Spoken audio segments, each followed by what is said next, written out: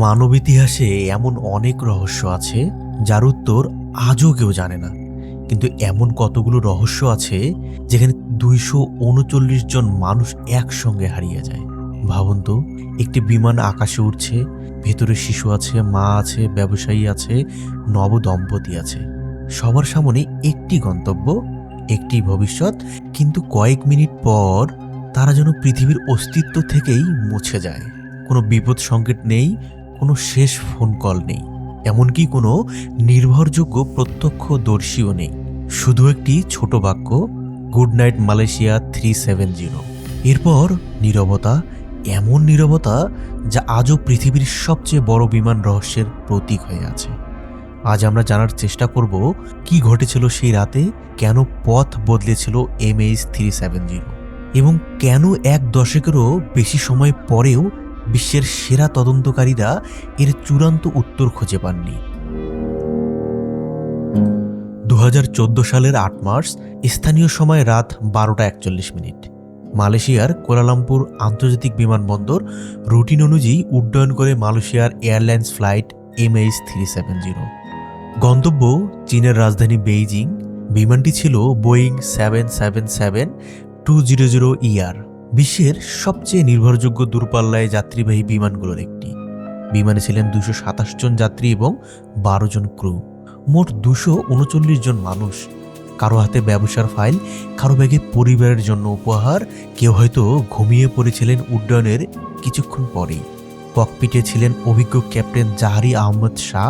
18,000 ঘন্টার উড্ডয়ন অভিজ্ঞতা ছিল তার। সবকিছুই স্বাভাবিক ছিল, এবং ঠিক এই কারণেই পরবর্তী ঘটনাগুলো আরও ভয়ঙ্কর হয়ে ওঠে, কারণ কেউ বিপদের সামান্য ইঙ্গিতও পায়নি। রাত 1:19, MH370 মালয়েশিয়ার আকাশসীমা ছাড়িয়ে ভিয়েতনামের নিয়ন্ত্রণ এলাকায় প্রবেশ করতে যাচ্ছে। এমন সময় ককপিট থেকে আসে শেষ নিশ্চিত বার্তা, গুড নাইট মালয়েশিয়ান 370। একটি স্বাভাবিক বিদায়, কোনো আতঙ্ক নেই, কোনো অস্বাভাবিকতা নেই, কোনো জরুরি ঘোষণা নেই। কিন্তু কয়েক মিনিট পর হঠাৎ বিমানটির ট্রান্সপন্ডার বন্ধ হয়ে যায়। এটি সেই যন্ত্র যার মাধ্যমে এয়ার ট্রাফিক কন্ট্রোল বিমানটিকে পর্যবেক্ষণ করে। এবং এখানেই রহস্য, কারণ ট্রান্সপন্ডার নিজে থেকে সাধারণত বন্ধ হয় না, কেউ না কেউ সেটি বন্ধ করেছে, অথবা এমন কিছু ঘটেছে যা এখনও পুরোপুরি ব্যাখ্যা করা সম্ভব হয়নি। এরপর MH370 রাডারের পর্দা থেকে অদৃশ্য হয়ে যায়, আর শুরু হয় ইতিহাসের সবচেয়ে আলোচিত বিমান অনুসন্ধান।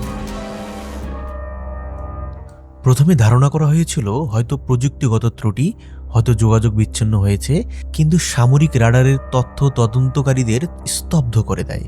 দেখা যায় MH370 নির্ধারিত পথ অনুসরণ করেনি, বরং হঠাৎ দিক পরিবর্তন করেছে।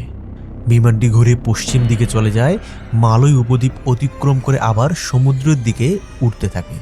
এটি কোনো সাধারণ বিচ্যুতি ছিল না, এটি ছিল পরিকল্পিত গতিপথ পরিবর্তনের মতো। আর সেখান থেকে জন্ম নেয় অসংখ্য প্রশ্ন। কেউ কি ইচ্ছাকৃতভাবে বিমানটিকে ঘুরিয়েছিল?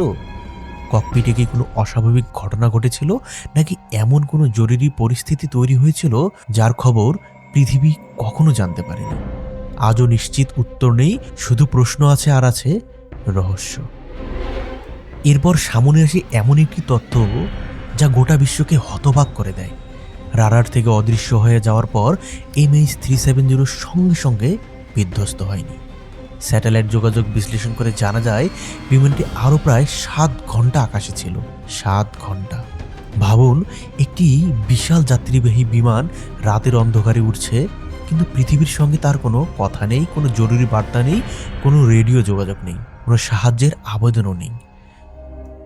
স্যাটেলাইট তথ্য বিশ্লেষণ করে বিশেষজ্ঞরা একটি সম্ভাব্য রুট নির্ধারণ করেন।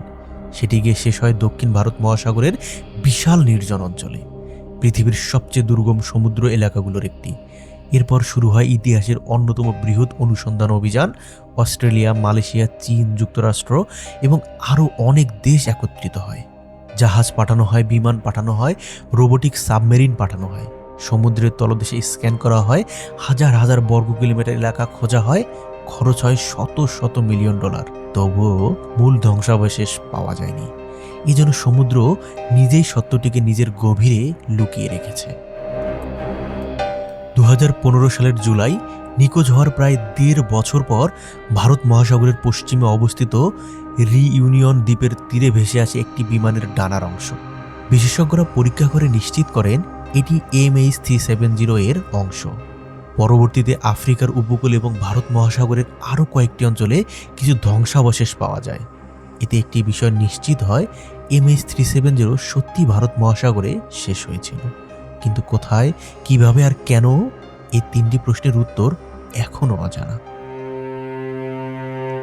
আজও ২৩৯টি পরিবারের জন্য MH370 কেবল একটি বিমান নয়, এটি একটি অপেক্ষা, একটি অসমাপ্ত গল্প, একটি প্রশ্ন যার উত্তর এখনও পাওয়া যায়নি। সম্ভবত সমুদ্রের কয়েক কিলোমিটার গভীরে কোথাও পড়ে আছে সেই ব্ল্যাক বক্স। সম্ভবত সেখানে রেকর্ড হয়ে আছে শেষ কয়েক মিনিটের প্রতিটি শব্দ, প্রতিটি সতর্কবার্তা, প্রতিটি সিদ্ধান্ত। আর হয়তো সেখানেই লুকিয়ে আছে সেই রাতের সত্য। কিন্তু যতদিন না সেই সত্য পাওয়া যাচ্ছে, ততদিন MH370 থাকবে আধুনিক ইতিহাসের সবচেয়ে ভয়ঙ্কর এবং রহস্যময় অমীমাংসিত ঘটনার তালিকায়। একটি বিমান, 239 জন মানুষ, আর একটি প্রশ্ন, সেই রাতে আসলে কি হয়েছিল MH370 এর সঙ্গে।